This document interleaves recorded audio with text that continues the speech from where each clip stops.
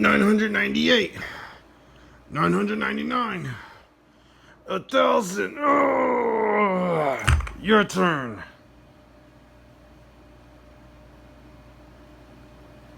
Right now, I'm going to show you a few different ways that you could work out your American Bully or Pit Bull. Just like humans, we can actually spot exercise parts of our bodies, like our biceps, our legs, our quads, anything we could do. We can actually do that for dogs too.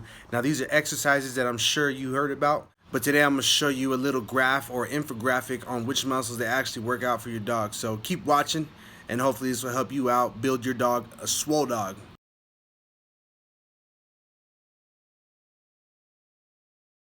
First exercise we're going to start off with is a spring pull.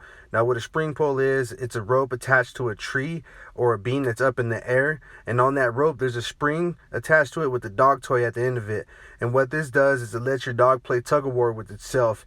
They can have countless hours of fun with this thing. This exercise is really beneficial if you're looking into training your dog to be a guard dog.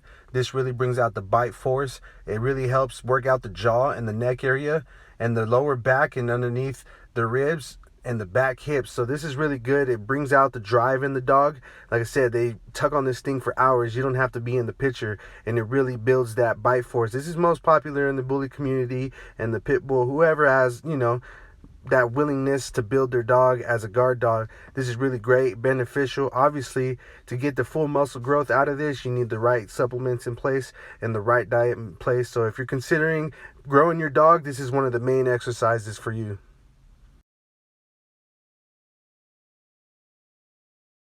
The sprint and run exercise is very overlooked in my opinion. I know a lot of people like to jog with their dog, but we're not as fast as dogs, and that really doesn't bring out the max exercise that the dogs would like to receive. You really want to tire them out. So what you see on your screen is a flirt pole. And what a flirt pole is, it's a pole with a toy attached to it, and you spin it around in circles and let your bully or your pit bull run after it. This could really get them tired in minutes and could bring a lot of muscle, growth to them.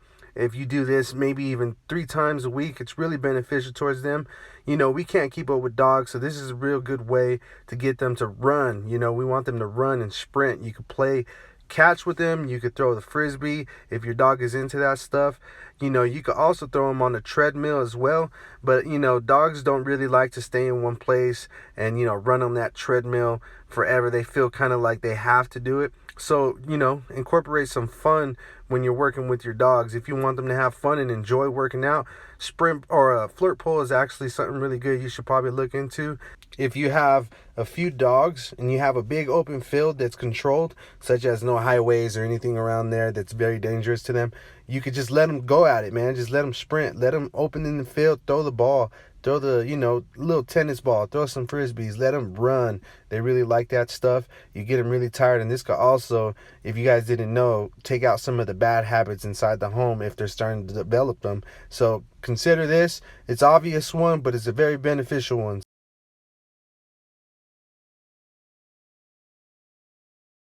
Third exercise, which is one of my favorites, is weight pulling. Now, weight pulling for your bully or pit bull could be very, very beneficial. This is literally lifting weights for them, but they're pulling with their whole body, so it works out a big group of muscles. Now, you got to be careful when you're starting weight pulling. You want to take it a little bit at a time, a little bit of weight at a time for your dog. You want them to be able to develop the muscles rather than just starting with a big weight load for them. And you got to keep in mind their joints and, make sure they don't have like pain, arthritis or anything like that. But if they're good, you feeding them well, you have the right diet in place, the right supplements to recover, weight pulling could be very beneficial. They see a lot of muscle growth out of this, and it really brings the drive out of the dog, especially game dogs, little pit bulls that are just very drivey, can't stay in one place. This is the workout for them. You can find a lot of muscle growth out of this workout. It's always best to do your research before starting this workout.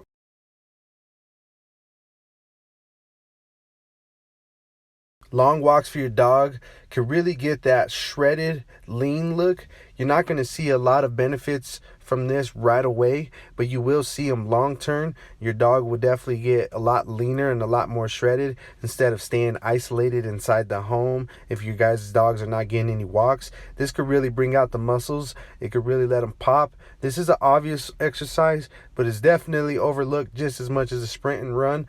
The long walks could definitely get that muscle showing. Think of it as, humans, what we do is we take it slow. We walk day by day, and eventually we'll see some results. We'll start losing weight, and then it goes same for the dog. The dog will start getting that lean look, and it will start seeing the benefits over a long period of time. Same as humans, so keep that in mind.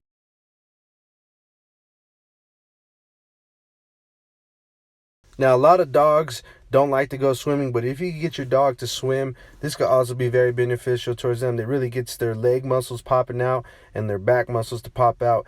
If we swim, we're going to burn a lot of calories as humans. So if it's really good for us, it's really good for them. A lot of dogs this is more like a cardio workout for them, and it could really be beneficial.